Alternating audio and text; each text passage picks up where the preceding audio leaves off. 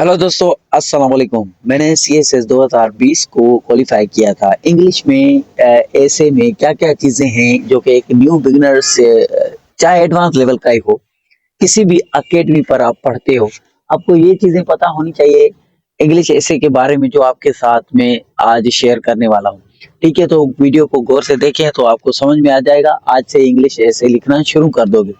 तो कल मैं ऑफिस से आ रहा था, तो बहुत ठंडी थी और धुंधला था। जहाँ थोड़ा हादसा हो गया, एक्सीडेंट हो गया। उसकी वजह से टांग में और हाथ में, बाजू में थोड़ी चोट लगी हुई है। तो इसके लिए धीरे धीरे आपको समझाता जा रहा हूँ, दुआ कीजिएगा। चलो लेक्चर को शुरू करते हैं। तो एग्जामिनर आपसे इंग्लिश एसे में सबसे पहले क्या देखता है इंग्लिश एसे में, और आप जब न्यू इंग्लिश एसे सीखना चाहते हो, जाते हो अकेडमीज पर, तो आपको सबसे पहले क्या चीजें हैं कि तो वो जो देखनी चाहिए आपको। तो दोस्तों, इंग्लिश ऐसे शुरू होता है सबसे पहले ग्रामर से। ठीक है, देखो CSS एग्जाम में एग्जामिनर सबसे पहले तो आपकी ग्रामर चेक करता है। ठीक है, कॉमन मिस्टेक्स जो स्टूडेंट करते हैं वो भी आपके साथ शेयर करूंगा। सबसे पहले आपकी ग्रामर अच्छी होनी चाहिए। ग्रामर में आपको पता है क्या चीजें होती है, 12 टेंसेस हैं जो कि आपको आनी चाहिए। ठीक है, उसके बाद आपको कंजक्शन आनी चाहिए जो कि सेंटेंस को जोड़ती है, कंजक्शन आनी चाहिए। और आपको इंटरजेक्शंस आनी चाहिए।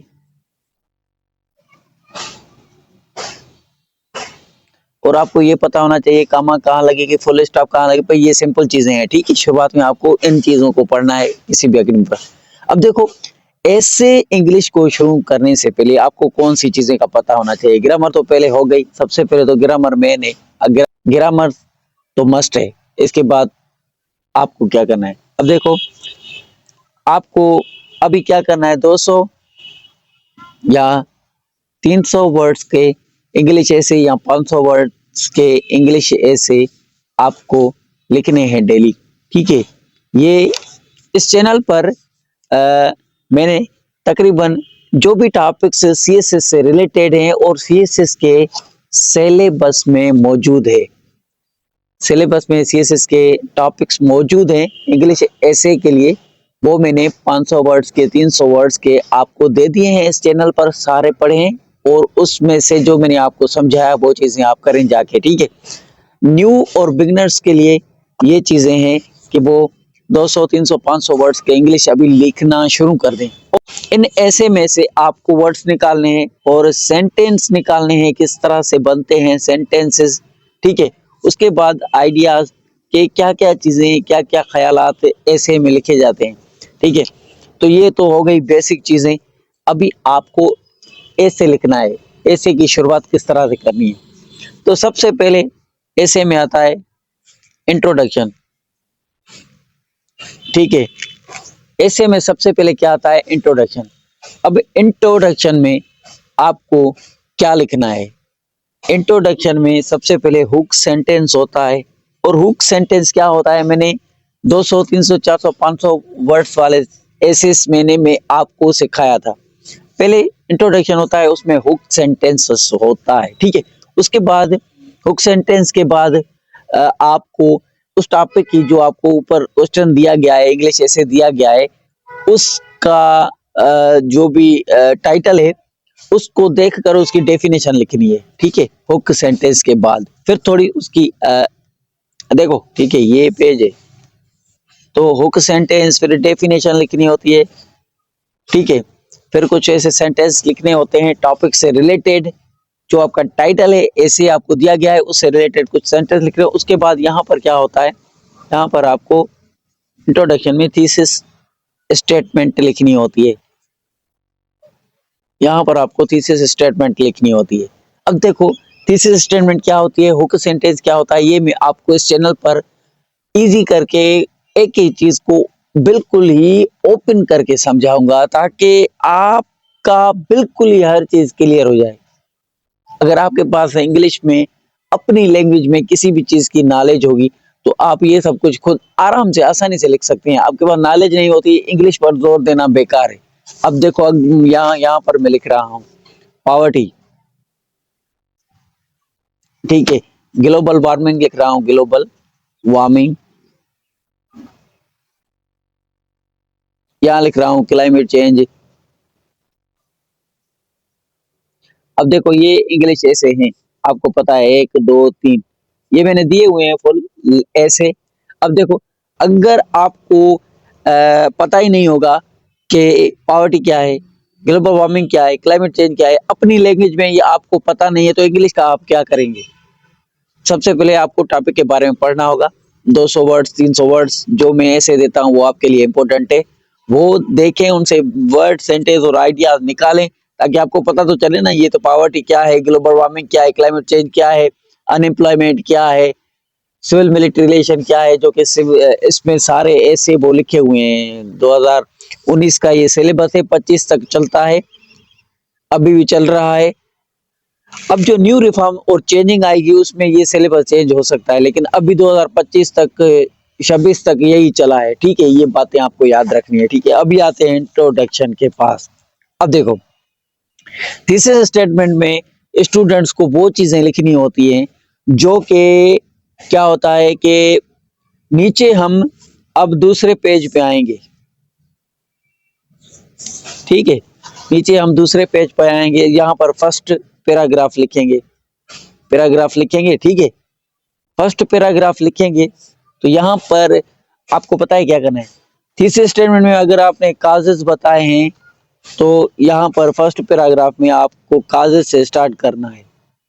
ठीक है, तो थीसिस स्टेटमेंट हमें बताता है कि हम जो भी ये नीचे इंग्लिश ऐसे लिखेंगे वो किस डायरेक्शन में लिखेंगे। अब एग्जामिनर को यहाँ पर पता चल जाएगा कि आप इस ऐसे को किस डायरेक्शन में लेके जाओगे और क्या लिखोगे नीचे पैराग्राफ में। इंग्लिश ऐसे को समझने के लिए ये चीजें इंपॉर्टेंट है। सबसे पहले जो ऐसे दिया गया है उसको कनेक्ट करेगा एग्जामिनर इंट्रोडक्शन से, हुक सेंटेंस से, उसके बाद कनेक्ट करेगा डेफिनेशन से, डेफिनेशन के बाद सेंटेंस देखकर आपका थीसिस स्टेटमेंट चेक करेगा कि मैंने जो डायरेक्शन ऊपर इंग्लिश ऐसे की दी हुई है कि ये क्या मसला है, ये क्या आपको टाइटल दिया गया है, उसके मुताबिक थीसिस स्टेटमेंट कनेक्ट कर रहा है, तो एग्जामिनर समझ जाएगा कि ये मेरे इंग्लिश ऐसे दिए हुए इंग्लिश ऐसे से ये कनेक्ट कर रहा है। तो थीसिस स्टेटमेंट आपके टाइटल से आपको इंग्लिश जो ऐसे दिया गया है उसे कनेक्ट करेगा, तो आप एग्जामिनर समझ जाएगा कि ये राइट डायरेक्शन में जा रहा है। नहीं तो वहां पर ही आपका ऐसे चेक नहीं करेगा, क्योंकि उसके पास इतना टाइम नहीं होता कि फजूल जो कि काम की बात हो ही नहीं। तो थीसिस स्टेटमेंट में देखकर ही वो समझ जाएगा कि ये किस डायरेक्शन में जाएगा, बॉय, स्टूडेंट, कैंडिडेट, एस्पायरेंट। तो फर्स्ट पैराग्राफ में वो थीसिस स्टेटमेंट की बातें आपको शुरू करनी है। फिर आता है सेकंड पैराग्राफ, नीचे पेज 1 होगा ये। ठीक है, पेज 1 होगा ये इंट्रोडक्शन का, पेज 2 होगा ये जो कि थीसिस स्टेटमेंट का, जो कि थीसिस स्टेटमेंट के बाद आपको फर्स्ट पैराग्राफ लिखना है। अब यहां पर आएगा सेकंड पैराग्राफ दूसरे पेज पर। अब यहां पर आप सेकंड पैराग्राफ लिखेंगे, यहां पर आपको क्या लिखना है, आपको अगर थीसिस स्टेटमेंट में आपने ये बताया है कि ये आपने जो क्लाइमेट चेंज का दिया हुआ है टॉपिक, ये काजेज अफेक्ट पूछे हैं, आपको ग्लोबल वार्मिंग के काजेज अफेक्ट पूछे हैं, तो थीसिस स्टेटमेंट में आप बता सकते हैं इसका मैं काजेज भी बताऊंगा, इसके मैं अफेक्ट्स भी बताऊंगा, और इसकी मैं सॉल्यूशन भी दूंगा कि ये किस तरह से हम सॉल्व कर सकते हैं इसको। ठीक है, तो ये चीजें आपसे पूछी जाती है, काजेज अफेक्ट और सॉल्यूशन क्लाइमेट चेंज के मैं बताऊंगा इंट्रोडक्शन में, थीसिस स्टेटमेंट में ये लिखकर उसके बाद फर्स्ट पैराग्राफ में आप सिर्फ काजेज लिखेंगे कि काजेज कौन कौन से हैं जिसकी वजह से ग्लोबल वार्मिंग हो रही है। सेकंड पैराग्राफ में आप लिखेंगे कि आप इसके अफेक्ट क्या हैं। ठीक है, और थर्ड पैराग्राफ आपको नीचे दिया जाएगा, फिर एक पेज और ओपन करेंगे, थर्ड पैराग्राफ, वहां पर आप क्या करेंगे, सॉल्यूशन लिखेंगे कि ये सॉल्यूशन है, अगर हम करेंगे ये सब कुछ तो हमारा ग्लोबल वार्मिंग को हम कंट्रोल कर सकते हैं। ठीक है, तो ये आप पढ़ेंगे, नॉलेज होगी। जो कि मैं ऐसे देता हूँ आपको 500 वर्ड्स के, 300 वर्ड्स के, 200 वर्ड्स के, वो आपको पता होंगे तो आप हर डायरेक्शन में चले जाएंगे। बस नॉलेज हासिल करें, वर्ड सेंटेंस और आइडियाज निकालते जाएं हर ऐसे से, ठीक है। उसके बाद क्या होगा, एग्जामिनर जो चेक करता है वो बात यहाँ पर होगी।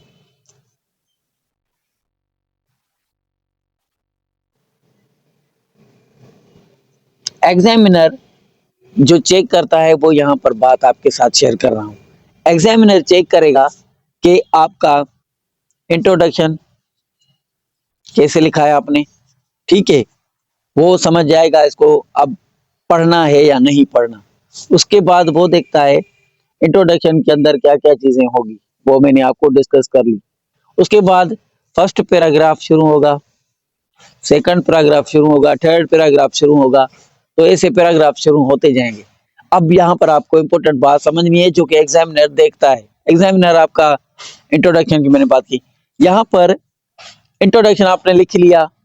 उसके बाद क्या होता है, एग्जामिनर चेक करेगा इस इंग्लिश एसे में रे रेलिवेंसी चेक करेगा,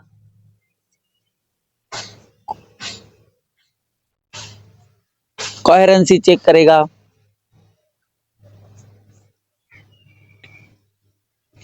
कनेक्टिविटी चेक करेगा। ये बहुत ही इंपॉर्टेंट है सी एस एस के एग्जाम में, बहुत बहुत इंपॉर्टेंट। क्योंकि थीसिस स्टेटमेंट का जो लास्ट सेंटेंस होगा किसी भी तरीके से उसको इसी तरीके से कनेक्ट करना है फर्स्ट पैराग्राफ के सेंटेंस से थीसिस स्टेटमेंट को इस तरह से कनेक्ट करना है ताकि लगे कि सीक्वेंस में एक ही बात चलती आ रही है, एक ही बात चलती आ रही है, पढ़ने में मजा आए, सिंपल लगे, इजी लगे और सीधी बात लगे। कोहेरेंसी, कनेक्टिविटी होनी चाहिए एक दूसरे से। ये पैराग्राफ इंट्रोडक्शन वाला और ये दो पैराग्राफ एक दूसरे से कनेक्ट करें और ये दोनों भी एक दूसरे से कनेक्ट करें। उसके बाद नीचे जो भी पैराग्राफ आएगा वो भी इनसे कनेक्ट करे, मिलते जुलते हों, इधर उधर की बातें बीच में ना हो। तो इम्पोर्टेंट चीजें ये होती है इंग्लिश ऐसे में, रेलिवेंसी हो, कोहेरेंसी हो, कनेक्टिविटी हो, ठीक है। अब देखो उसके बाद जो लास्ट पैराग्राफ हम लिखते हैं, लास्ट पैराग्राफ उसमें हमें क्या लिखना होता है, जिसको हम कंक्लूड, लास्ट पैराग्राफ है, ठीक है, ये पैराग्राफ है, ये भी पैराग्राफ है, ये भी गिना जाता है पैराग्राफ है, लास्ट पैराग्राफ है। इसमें हमें क्या लिखना होता है, इसमें हमने लिखना होता है कंक्लूजन। अब कंक्लूजन का मतलब ये होता है, आपने इंट्रोडक्शन में, थीसिस स्टेटमेंट में और यहाँ पर जो काज इफेक्ट ये सब कुछ लिखा है, इसमें बीच में जो पैराग्राफ लिखे, जो पेजेस आपने फुल किए हैं, इन सबको मिलाकर एक समराइज करके हमें बताएं कि आपने क्या लिखा है, आपने क्या लिखा है। ऊपर इसका एक पॉजिटिव वे में आपको सब कुछ यहाँ पर बताना है। क्या बताना है, किस तरह से बताना है कि समराइज करना है सारे ऐसे को, ठीक है। कंक्लूजन में आपको बताना है कि थीसिस स्टेटमेंट में जो हमने बात की वो यहाँ पर भी हुक सेंटेंस होता है, पहला सेंटेंस यहाँ पर भी हुक होता है जो आपको लिखना होता है। हुक सेंटेंस क्या होता है वो आपको अलग से मैं लेक्चर दूंगा, हुक सेंटेंसेस लिखना सिखाऊंगा, इंट्रोडक्शन कंप्लीट स्ट्रक्चर सिखाऊंगा कि किस तरह से क्या क्या चीजें लिखनी होती है। लाइक, कमेंट और सब्सक्राइब करें और कमेंट करें आप किस चीज पर आपको दिक्कत होती है। अब देखो देखो पहली बात यह है कि आपको अगर सीएसएस की तैयारी कर रहे हो, इंग्लिश ऐसे सीख रहे हो, तो आपको इंट्रोडक्शन से शुरू करना होता है। मैंने जो जो बातें कही इंट्रोडक्शन से पहले आपको क्या करना है, जो मैं ऐसे देता हूँ और 200 वर्ड्स के, 300 वर्ड्स के, 400 वर्ड्स के, 500 वर्ड्स के, वो आप डेली याद करें, उनसे वर्ड और सेंटेंस और आइडियाज निकालते जाएं और अपनी लैंग्वेज में अपने जहन में सेव कर लें, ठीक है। बाद में इंग्लिश को देखना। उसके बाद क्या आता है, इंट्रोडक्शन में आप फिर अपने हिसाब से लिख सकते हैं। इंट्रोडक्शन में फिर आपको हुक सेंटेंस आना चाहिए कि हुक सेंटेंस मतलब कि पहला और शुरुआती सेंटेंस इंट्रोडक्शन का कैसा और क्या होना चाहिए, जिसको एग्जामिनर देखकर ही समझ जाए कि ये इंटरेस्टिंग लगा, ठीक है। उसके बाद नीचे सेंटेंसेस होते हैं, जो हमको लिखने होते हैं उस टॉपिक से रिलेटेड। फिर थीसिस स्टेटमेंट आता है।